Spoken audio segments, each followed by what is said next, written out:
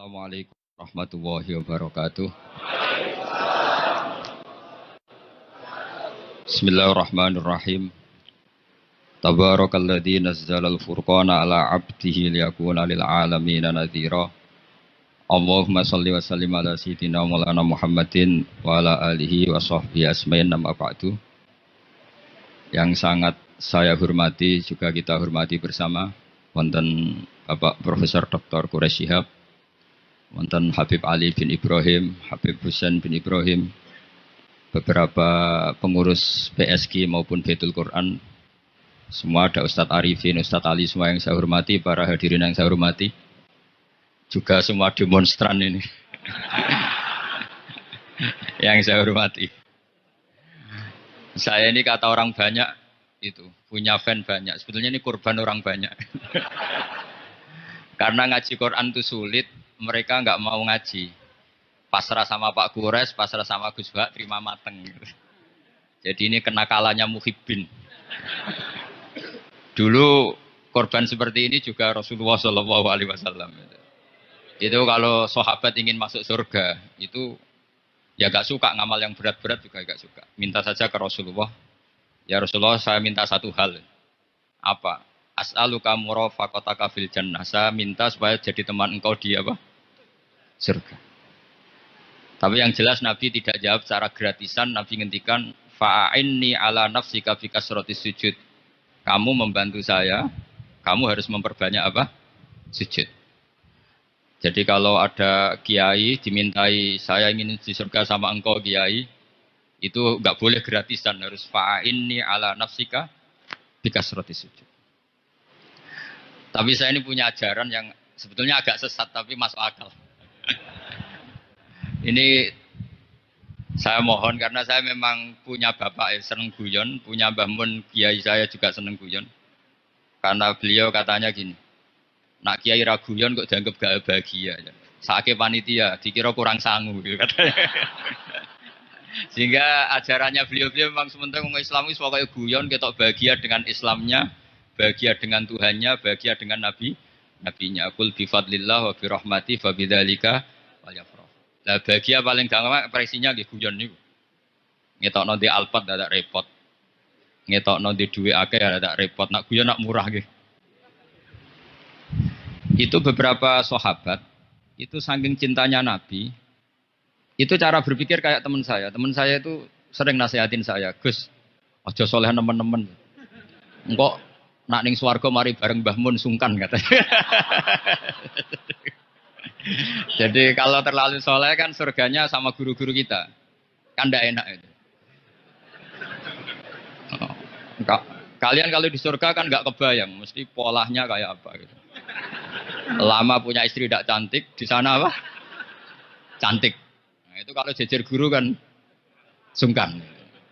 Jadi makanya kata teman saya, soleh pas-pasan Gus ben swarga ini nggak sama siapa? Mbah Mun katanya, sungkan katanya.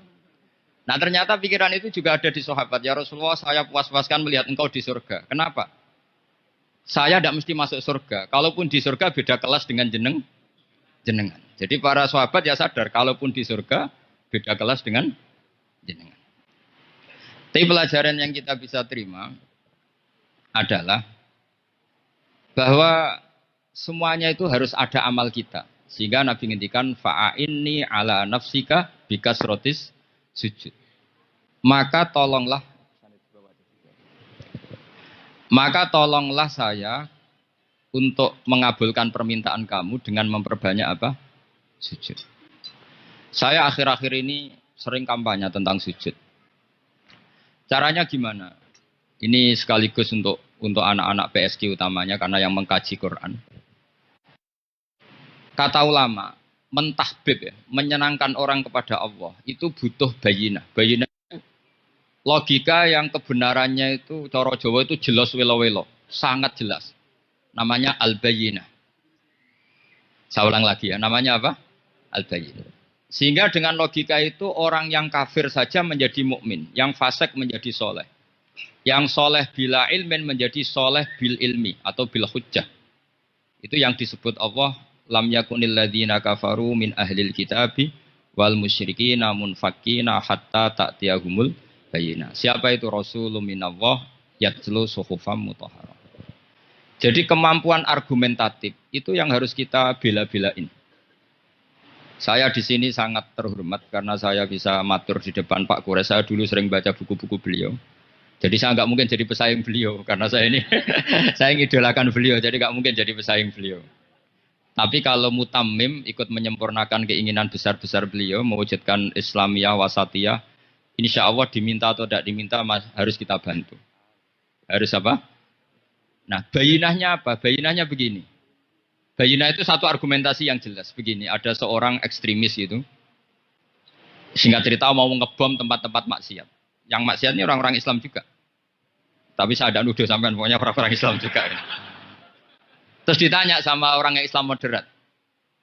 Andaikan mereka nanti mati dalam keadaan demikian, aina masiruhum, lalu mereka kemana? Ya ilanar, karena mati dalam keadaan maksiat.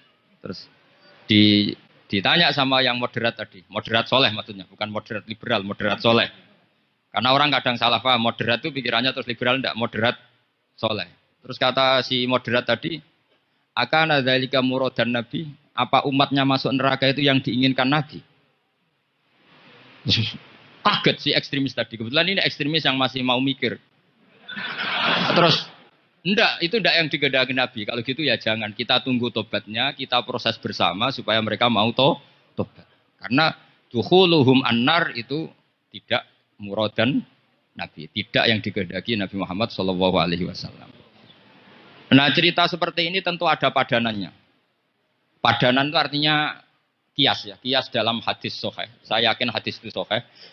Kalaupun itu dhaif itu yata'ayyadu bifatwal ulama. Menjadi kuat karena banyak ulama yang fatwakan seperti itu. Saya pastikan itu diriwayatkan Qadiyat dalam kitab Asy-Syifa, juga diriwayatkan Ihya, juga diriwayatkan di Hayatus Sahabah. Di situ ada sekian sanad sing yuqawi ba'duhu ba'dur. Kenapa ini saya utarakan? Karena di kota itu sanggeran wong hadis itu takokno sahih ta ora. Kadang sing takok ya ndak paham itu. Wong maca kitab ra iso kok takok sahih ta ora. Yang ditanya juga aneh. Terus berusaha jawab. Padahal kadang ya tidak bisa juga. Jadi di hadis itu ada penjelasan begini. Ada seorang Arabi. Arabi itu orang Bedui, orang yang kurang peradaban. Minta sesuatu pada Rasulullah SAW. Karena Nabi itu tidak orang kaya, Nabi tidak jutawan, tidak hartawan, dikasih. Mungkin kalau uang sekarang mungkin 50.000 atau berapa. Orang itu gerutu. Gerutu senggerutu-gerutunya. Nabi kok pelit gitu, kira-kira seperti itu. Akhirnya sahabat ini merasa tidak nyaman, ingin, karena ini Arab ya, ingin mengadili ini. Saya membahasakan mengadili itu ya ada Arabnya, karena kadang ada riwayat misalnya paham ma ayat ribuhu, nanti juga repot, ayat tuluhu juga repot. Makanya kalau ke Jawa itu kadang maknani bahasa Arab itu bingung. Dan memang baik bingung daripada enggak bingung. Karena kalau yang enggak bingung itu keliru pede. Misalnya jika istri kamu agak rewel, itu begini-begini. Terus ada kalimat wadribuhun, maka pukullah. Itu kalau orang enggak bingung langsung diterjemah mukullah. Nanti dilaporkan Komnas HAM. Tapi kalau yang bingung itu akhirnya tatallub, mencari-cari. Ternyata di semua tafsir disebut dorban ghairu mubarrihin, yang mukul tapi yang tidak menyakiti. Jadi kekeliruan itu pasti dimulai orang-orang yang enggak bingung. Jadi ilmunya enggak cukup, akhirnya enggak bingung. Bingung itu penting. Loh betul. Enggak ada orang alim kecuali dari bingung. Karena orang alim itu enggak bisa pede. Karena referensinya banyak, kemungkinan-kemungkinannya banyak. Sehingga mesti pikiran pertama kalau ada lafadz ini maknawi apa lafzi. Ini mahmul apa enggak? Ini mansuh enggak? Ini muqayyad mutlak enggak? Ini sekaligus jadi pusat studi Quran jadi supaya teman-teman memang seperti itu. Kata wadribuhun maka pukullah. Saya masih ingat betul. Ketika Pak Quraisyab nulis di membumikan Al-Quran tentang alak. Itu kalau orang ahli embriologi dimaknani alak segumpal darah itu mesti tertawa-tawa karena nggak ada dalam proses embriologi orang lewat proses segumpal apa? Tapi kalau alak itu madatul kalimah dari kata aliko ya'liku alakon sesuatu yang menempel. Jadi zigot yang berhasil menempel di dinding rahim itu yang jadi anak. Itu ya normal saja. Memang itu terjadi. Ya barokahnya bingung tadi.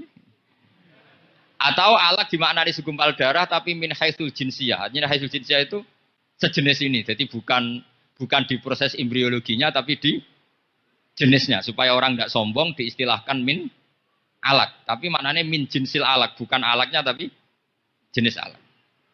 Itu kayak Abu Bakar. Abu Bakar itu kalau sedang bully manusia yang sombong-sombong itu, kamu kok sombong?